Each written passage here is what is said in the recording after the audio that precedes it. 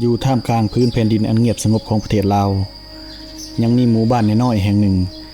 ที่ซ่อนเรื่องราวอดีตการเอาไว้หลายคนอาจจะยังบ่ฮู้ว่าหมู่บ้านแห่งนี้ยังมีปราสาทหินบูฮานที่ยืนยัดผ่านการเวลามาเป็นหลายชั่วอายุคนและนอกจากนั้นสถานที่แห่งนี้ยังเป็นหัวใจของชุมชนจนมาถึงทุกวันนี้มื้อนี้ขอจะพาทุกคนไปทำความรู้จักกับสถานที่ที่เต็มไปด้วยประวัติศาสตร์ธรรมชาติและวิถีชีวิตแบบลาวๆ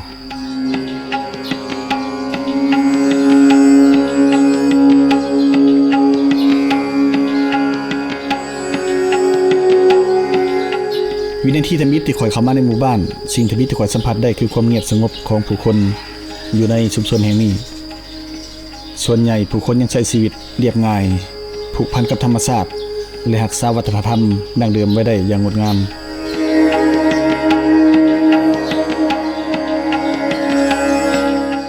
คือว่าจุดที่ข่อยอยู่ตอนนี้แม่นเป็นทางเข้าปราสาทเนาะแต่ว่าสิ่งที่ข่อยอยากให้ทุกคนเห็นก่อนที่จะเข้าไปเบิ่งปราสาทนั่นก็คือเป็นภาพธรรมชาติหรือว่าต้นไม้สีเขียวที่อยู่อ้อมรอบปราสาทนี่เนาะข่อยสังเกตเบิ่งต้นไม้หลายๆต้นอายุบางต้นอาจจะมีอายุ100 ปีเนาะอ้อมรอบทั้งสองข้างหรือว่าทั้งสองภาคทางมีต้นไม้สีเขียวแล้วก็มีก้อนหินที่เป็นเอกลักษณ์ของบ้านเรือนหินกระแจกกระจายอยู่ตามหลายๆบ่อนหลายๆสถานที่เนาะจนว่าปัจจุบันนี้กลายมาเป็นบ้านเรือนหินเนาะและบัดนี้ข่อยสิพาทุกคนนั้นไปเลาะอ้อมเบิ่งภาพอ้อมข้างนี่ซะก่อนหลังจากนั้นจะพาทุกคนเข้าไปเบิ่งทางในของปราสาทไปเดี๋ยวเราไปพร้อมกัน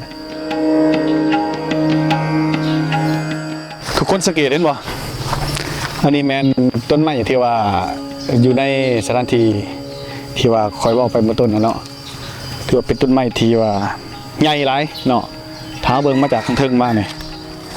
หน้าตัดระดับ2 เมตรกว่าเนาะส่วนว่าอายุนี่ก็เฮาก็บ่สามารถที่ว่าจะเว้าได้ว่าอายุเพิ่นจักปีเนาะแต่ว่าอันนี้คือว่าเป็นหนึ่งในจำนวนหลายๆต้นเนาะแต่ว่า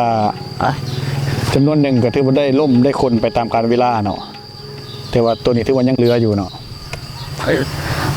บัดนี้เข้าไปเบิ่งทางในพร้อมกันบัดนี้เนาะ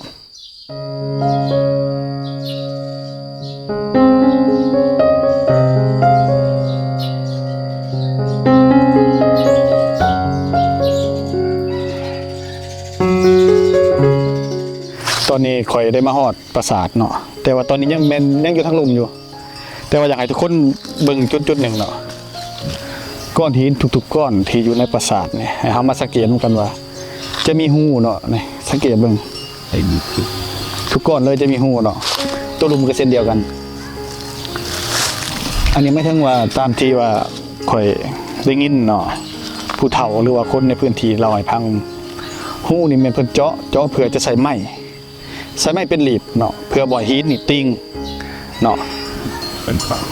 ทุกก้อนจะมีหูหมดเลยน้ำหนักนี่บ่ต่ำกว่า300 โลเนาะก้อนหนึ่งข้อยคิดว่าแต่ว่าเป็นคนสมัยก่อนบ่ฮู้ว่าเพิ่นใช้เครื่องมือแบบใดในการที่ว่าเอาหินจำนวนหลวงหลายมาก่อกันเป็นปราสาทนี่เนาะลงสูงนี่ก็ขึ้นเบิ่งว่าข่อย1.67 เมตรเนาะประมาณ2 เมตรกว่าๆแหละเพราะว่าปัจจุบันนี้ดินทั้งลุ่มเฮานี่ก็ได้ถมมาหลายเป็นส่วนใหญ่เนาะอันนี้สังเกตเบิ่งจากฐานหนาดินฮะ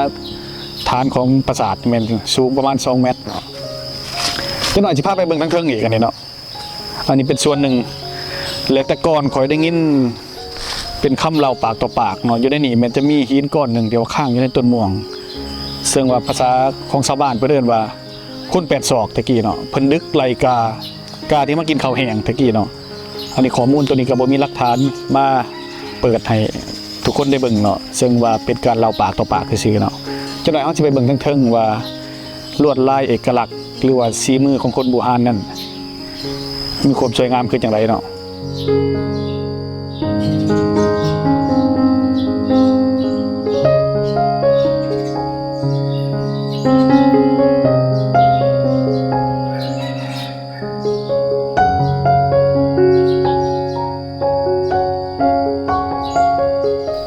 นี่เป็นปราสาทหินเอกลักษณ์สำหรับหมู่บ้าน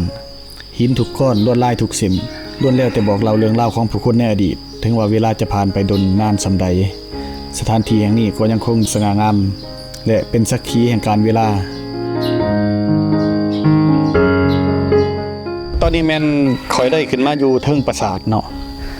และสิ่งทมิตหลังจากขึ้นมาฮอดเทิงแล้วเขาจะสังเกตเห็น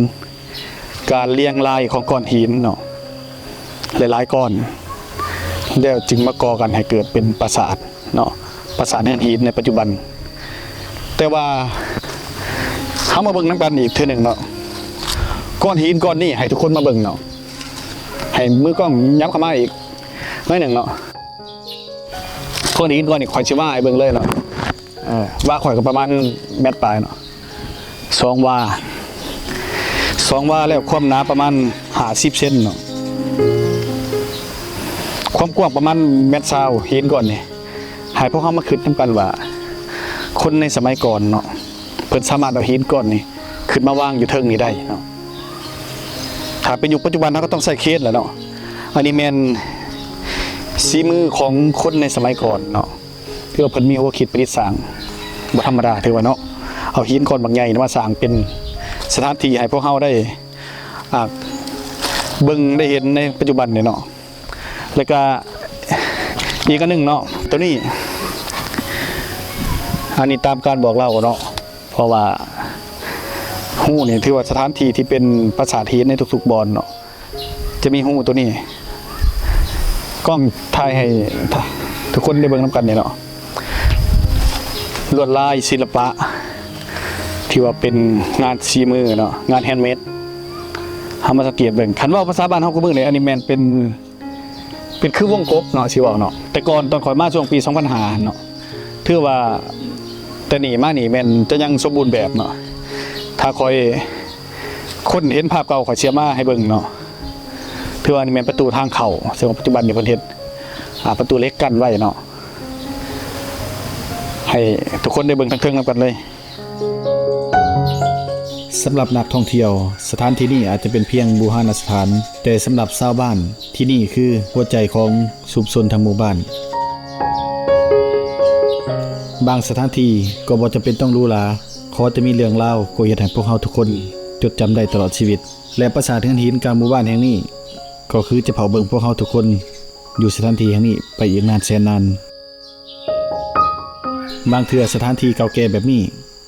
ก็บ่ได้เฮ็ดให้เฮารู้สึกคิดฮอดแต่อดีตแต่มันเฮ็ดให้เฮารู้สึกว่าครั้งหนึ่งมนุษย์พวกเฮาได้สร้างสิ่งที่ยิ่งใหญ่ด้วยหัวใจและศรัทธาถึงว่าเวลาจะผ่านดนไปนานส่ำใดกำแพงหินเหล่านี้ก็ยังยืนอยู่จุดนี้คือดังกำลังเล่าเรื่องให้พวกเฮาคนรุ่นหลังพัง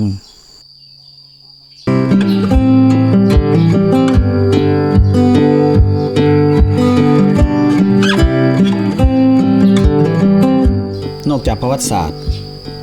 เสน่ห์อีกอย่างหนึ่งของสถานที่แห่งนี้นั่นก็คือวิถีชีวิตแบบเรียบง่ายรอยยิ้มของผู้คนและความอบอุ่นของชุมชนคือสิ่งที่เฮ็ดให้หมู่บ้านแห่งนี้มีเรื่องเล่าหลายเรื่องเล่าให้เฮาจดจำถึงว่าโลกจะเปลี่ยนแปลงไปหลายส่ำใดแต่ผู้คนที่อยู่ในหมู่บ้านแห่งนี้ยังคงรักษาวิถีชีวิตอันดั้งเดิมไว้ได้อย่างงดงามความสุขอาจจะบ่แม่นการมีทุกอย่างแต่คือการได้ใช้ชีวิตอย่างเรียบง่ายการเดินทางในเทื่อนี้บ่ได้เพียงแต่พาข่อยมาเลาะเบิ่งหรือว่าเลาะชมปราสาทหินแต่ยังเฮ็ดให้ข่อยได้เรียนรู้วิถีชีวิตวัฒนธรรมและรอยยิ้มของผู้คนอยู่ในชุมชนแห่งนี้ถ้ามีโอกาสข่อยอยากเชิญชวนทุกคนได้มาสัมผัสด้วยตัวเองจักเทื่อหนึ่งเบิ่งและพวกเจ้าจะรักหมู่บ้านแห่งนี้คือกันกับข่อย